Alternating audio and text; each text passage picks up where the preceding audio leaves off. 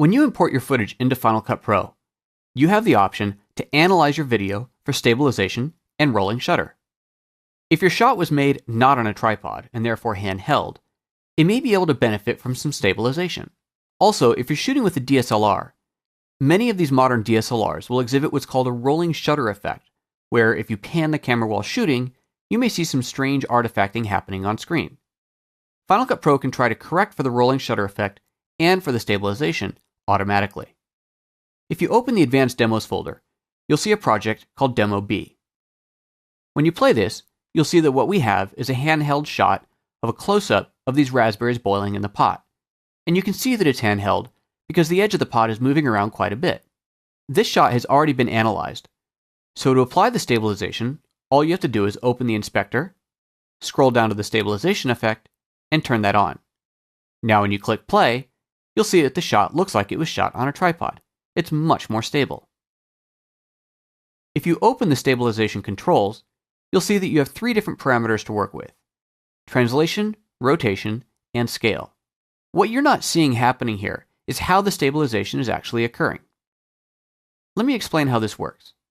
I'll turn this off, and then go to the transform controls, and zoom out of the scene a little bit. Basically, for stabilization to occur, what happens is Final Cut Pro zooms into your shot, and then rotates it for you automatically, the opposite direction of which the camera moved. It will reposition, rotate, and scale all automatically. These are the 3 controls that are controlled here. Again, Final Cut Pro will do all this work for you, but if you find that it's a little bit too smooth, or maybe rotating not enough, or too much, or scaling too much or not enough, you can play with the sliders here to adjust the effect. Let me reset the transform that I just did, and go ahead and zoom back in to fit the screen, and close the transform controls. Now as I play this footage, and turn the stabilization back on, you see that I can make changes to here, and see immediately how they're going to affect it. So there you can see that the translation isn't happening quite as much. If I bring it up more, we'll see that the shot looks more solid, but it's also zoomed in quite far. The same thing happens with rotation and with scaling. Underneath that, you'll see that you have your rolling shutter controls. This particular shot doesn't exhibit the rolling shutter. However, you do have controls here from none through low up to extra high control. The only way to know which one is going to work is to try it out on your shot. Final Cut Pro makes it easy to correct for these common problems. Final Cut Pro's synchronization tool allows you to easily take video footage that was shot on your camera and synchronize it with audio footage shot on a dedicated audio recorder. This is a common technique in filmmaking because the camera's microphone is usually not very good. If you look inside the Alenka's Kitchen project, you'll see a Sync Demo folder, and inside of that, a smart collection called Sync Demo Collection. Select that, and you'll find 2 clips, a video clip and an audio clip. Notice that the video clip does have audio on it as well. This was shot on the camera, and the audio was recorded on the on-camera microphone. However, as you can hear, it's not very good. Listen. Hello, and welcome to my kitchen. As you can hear, while it may be quite loud, there's a lot of background noise and the overall quality is quite low. Over here, we have an audio file that was recorded on a high-end audio recorder on a microphone that was clipped to the model. If we listen to this, the sound quality is much better. And action. Hello, and welcome to my kitchen. The audio is a little bit quieter, but it has a much higher quality, so we'll be able to easily make this sound fantastic. So now what we need to do is synchronize this video clip with this audio clip. Fortunately, Final Cut Pro makes this incredibly easy to do. Simply select the 2 clips, right-click on them, and choose Synchronize Clips. Final Cut Pro will automatically make a new clip called Synchronized. If you double-click on this, it'll open into the timeline and you can see precisely what it's created. On the top, we have the original movie file with its original audio, and underneath it, we have the synchronized audio from the dedicated device. And of course, you can play this to play it back and hear that these are in fact synchronized. Introduction, take 3. And action. Hello, and welcome to my kitchen. As you can see, you have 2 perfectly synchronized clips. However, now that they're synchronized, you probably don't want the original audio. If you go back up to the browser and select this clip, and then open the inspector, click on the Audio tab, you'll see if you scan down that you have a channel configuration showing that this is a compound clip. Below that, you'll see the audio from the original movie clip, as well as the synchronized audio from the external device. Notice that they are both currently enabled. You can preview these easily by simply positioning your mouse over either one of these and tapping play.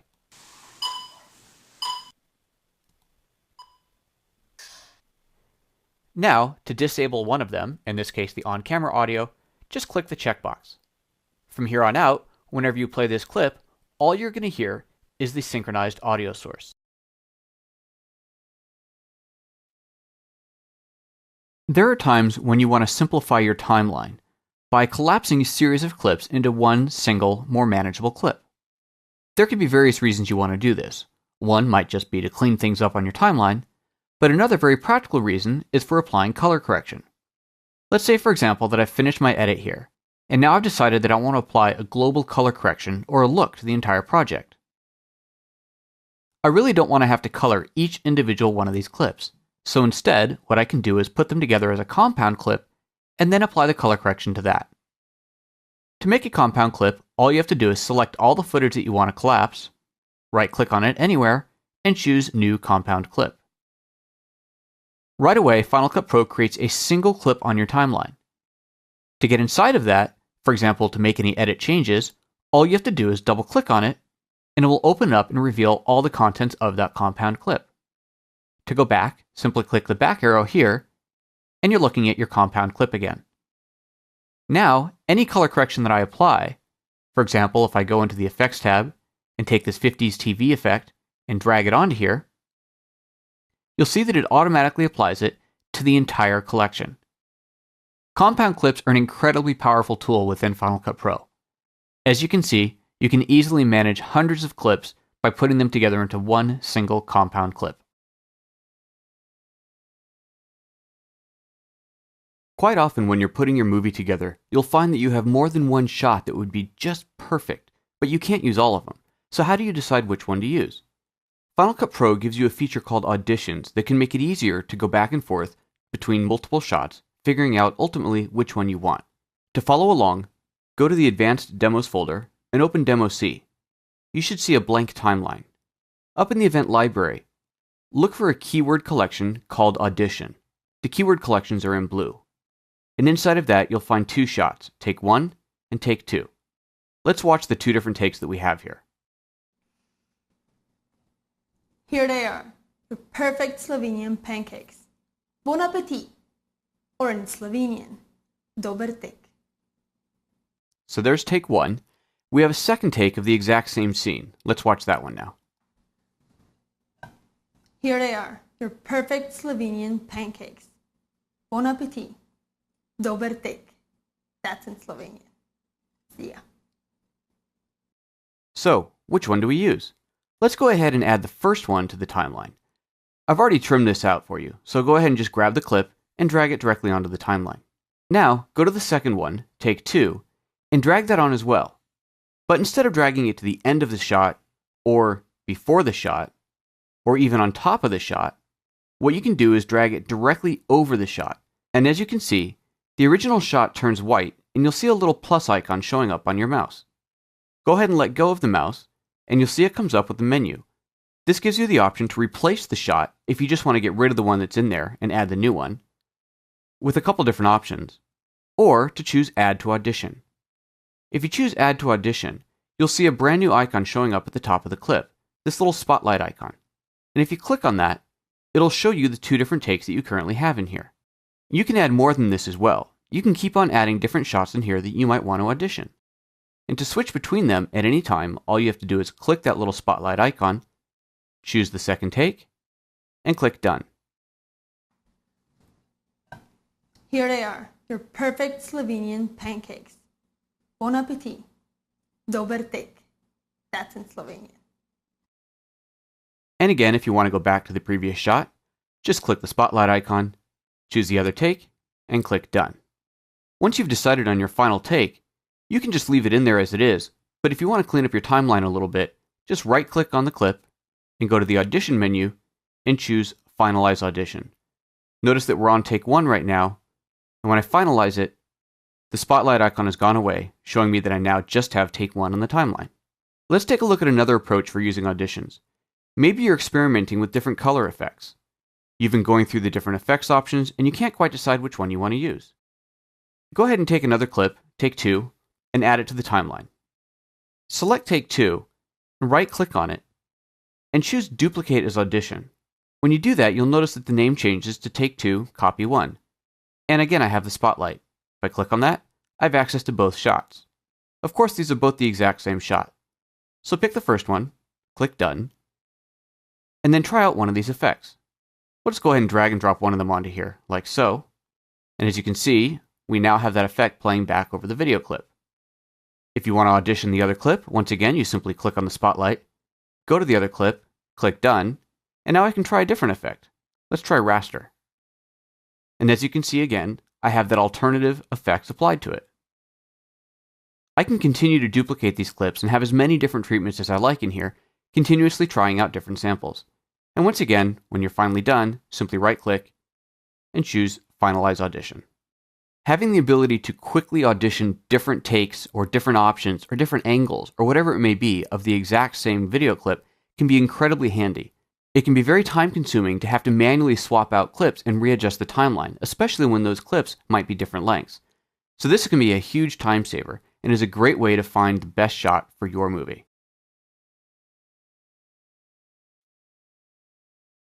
Adding some of the built-in customized audio and video effects to your project can be a great way to make it look totally unique. For this presentation, open up the Sound Demos folder and scroll down to Demo C. If you've previously applied any effects to this clip, you may want to reset everything. Just open the inspector, and under Audio Settings, you may want to reset your panning or your audio enhancements. I'm also going to take the levels of this clip and raise them up a little bit. By default, they're at 0 dB. Let's go ahead and make it a little bit louder, just to really make this audio pop. Hello, and welcome to my kitchen. Now that the clip is ready, open up the effects palette right here. Notice that you have video and audio effects. Let's just look through all the video ones to start. As you scroll to the top of this list, you'll see a series of effects like a 50s TV look, a noise look, aged paper, and more. And notice that I don't even have to apply these to the clip to see what they're going to look like. All I need to do is run my mouse over the clip, and we're going to see exactly what that effect will look like when we add it to our project. But what's really cool about this is you can add multiple effects to the same video clip and stack them up. So let's turn this into a really old kind of vintage TV's cooking show. We'll start off with the 50s TV look. To add it to the project, just select it and drag it onto your video. My name is Alenka, and I would love to... You can see exactly what that's going to look like. Now, unfortunately, it's so bright and so washed out that it doesn't really look believable. But if you open the inspector palette, you'll notice here under Video and Effects that we have the 50s TV effect that we just added. And we can actually drag that down or up to change the intensity of that effect. Let's take it down a little bit to right about there. to share a special recipe with you today. Now it's nicely washed out, but it's still a little bit too clean. Let's go ahead and add another one. How about aged film? That might be a bit too much. Scroll down a little bit more. How about bad TV? Now, that's a bit dramatic as well, but maybe we can scale it down and make it look better. Let's drag that onto the project too. Open up the controls for that, and sure enough, there's an amount slider. Let's take that down quite a bit. We don't want to go too crazy on there. Let's try adjusting the screen roll as well. As I drag that slider down or up, you can see that it forces the video to roll, just like it did in the old days when the tubes would kind of get out of whack. Probably not what we want here though. Let's just see what it looks like so far. With you today. Hello, and welcome to my kitchen. Definitely looking like an ancient TV show. The problem here though is that the sound is too good. So let's go ahead and make our sound match the video. If you scroll down under audio, you'll see again that you have an all category. So you can look at all the different choices in here at once, or you can break them down by distortion or echo effects, EQ effects, and so on. Let's go under distortion, and you'll see in here there's a couple of them that are for television, and vintage radios, and so on. To preview these, once again, simply set your mouse over one of these thumbnails and tap the spacebar to play. Hello, and welcome to my kitchen. Underwater, Hello, and welcome to my kitchen. vintage radio. Hello, and welcome to my kitchen. That sounds pretty good. It's a little bit loud though, so I'm going to go ahead and take the audio levels down a little bit here, and then add that vintage radio effect on. You can see that it's still a little bit too loud. Let's go ahead and bring it down even more. And now let's play it back. Hello, and welcome to my kitchen. My name is Alenka, and I would love to share a special recipe with you today. As you can see, there's all different types of effects that you can add in here, and each one of these has advanced controls that you can access as well, even the audio ones. As you can see here, this current preset set to 1931 radio, but if you pull it down, there's a couple of other types of radios that we can choose from as well. You also have access to full EQ controls while you're in there. So really, each one of these presets is just the beginning, and from there you can explore a whole new world of video and audio effects. Once you're done with your project, it's time to share it with the world. If you go to the Share menu, you'll see that you have quite a variety of options on how you can get your footage out. In the top selection, you have Media Browser, Apple Devices, and a couple of DVD options. Let's take a look at Apple Devices. By selecting this, you can easily choose a preset that will automatically format your video to playback on whatever type of device you like. For example, you can have it formatted for the iPhone, for the iPad, for the Apple TV, or to play back on any Mac or PC. At any point, you can even scrub through here to see exactly what it's going to look like on your chosen device. So for example, if I choose the iPhone, I can see that this will have black bars on the top and bottom of it because the footage was shot at 16:9 format, whereas the iPhone is not a 16:9 screen. You can also choose to automatically add the footage to iTunes once it's created. And if you click on the Show Details button, you can create multiple formats at once by simply selecting the different options here. You also have some compression options. Better quality is the default, but if you just need to get something out quick, you can switch it over to faster encode. If we go back to the Share menu, you'll see that you also have DVD and Blu-ray options. Blu-ray is only available if you have a third-party Blu-ray burner. So let's take a look at DVD. Final Cut Pro will automatically find any DVD burners you have, and also automatically set up your layer stacking. You can choose from a disk template, name your project, and also choose what you want to have happen when the disk first loads. It can show a menu, or immediately start to play the movie. You can even add a customized background to your menu. Next up, you have your podcast producer and your email options. If you're making podcasts and you want to push your production straight from Final Cut out to Podcast Producer, this makes it easy. You can also choose to just email your project, but keep in mind that a lot of videos, even when compressed quite small, will still be very large, so you may not want to use that option unless you're working with a particularly small project.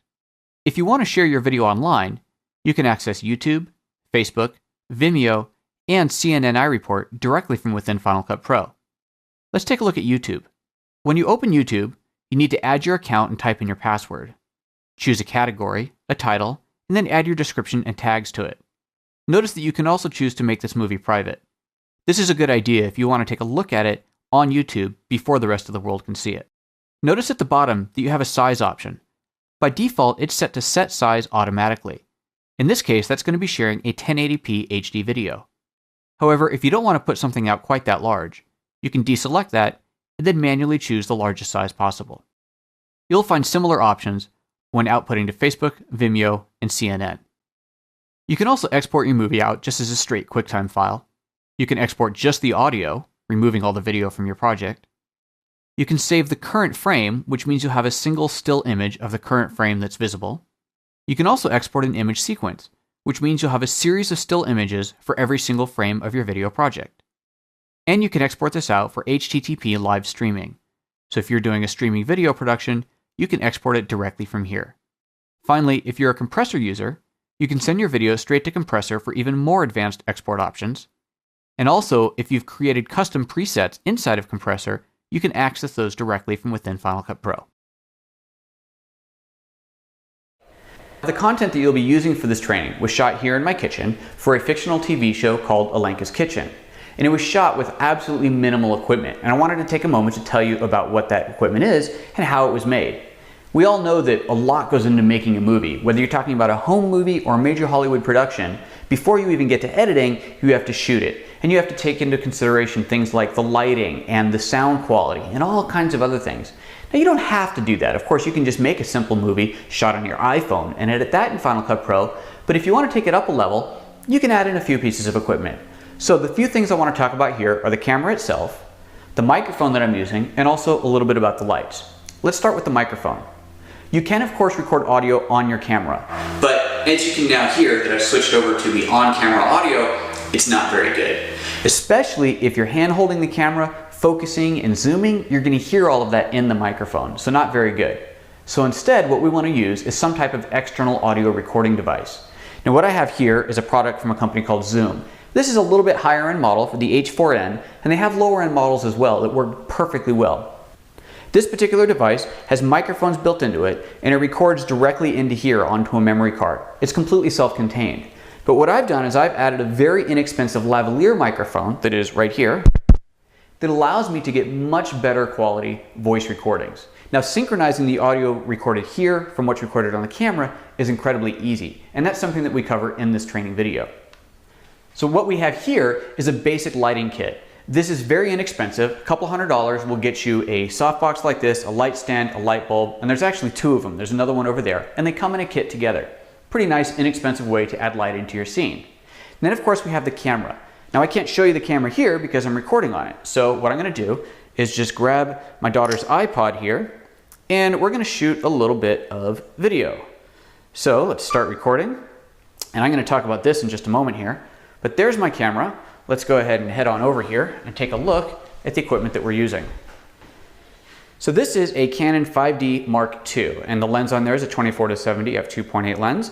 And it's a pretty good little setup there. It can do quite a number of beautiful things with that camera. And I have plugged into this a couple of things. You'll see that I have a USB cable plugged in, and I'll show you where that goes in just a moment. And I also have a power cable plugged in. Now, this is not necessary, but it does allow you to record longer without having to worry about your battery dying. And of course, the whole rig is on a good solid tripod. You absolutely want to be on a tripod when you're shooting video. Now, that USB cable is plugged into my little laptop here. A couple things going on the laptop. First, I have software called DSLR Remote. That software is actually a server that is connected to my iPhone over there, and I'll show you that in just a moment. What that allows me to do is focus the camera and start and stop recording while standing over there.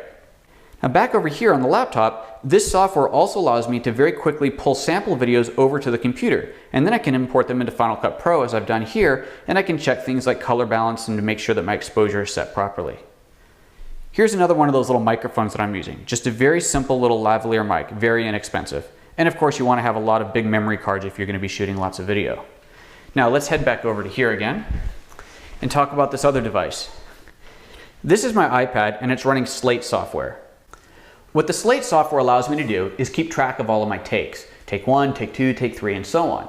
It also creates something called a pop. So when I shake the iPad, it goes beep, beep, beep, beep, so that I have an easy way to synchronize the audio between my camera and my microphone. Now, Final Cut Pro actually handles that synchronization automatically, but having the pop in there can make it even easier and possibly more accurate. Now, finally, we have the DSLR Remote software that I'm running. As you might be able to see here, you're looking at video in here that is the same thing as the video that you're watching there. This is a real-time feed from that camera through the laptop into my iPhone, and allows me to start and stop the recording. So very handy if you're shooting video of yourself. And that's all that went into it. It really is quite straightforward. You don't need all these other toys, but you do need a camera, and you really do want to keep it stable. Get that thing on a tripod. Of course, if you do handhold it, you'll find that Final Cut Pro has features in there to help you stabilize that handheld footage, which is pretty cool as well. So I hope you enjoyed this little tour. Hope you enjoyed seeing what went into making some of the content that you're about to use. And of course, I hope you enjoy the training. Take care.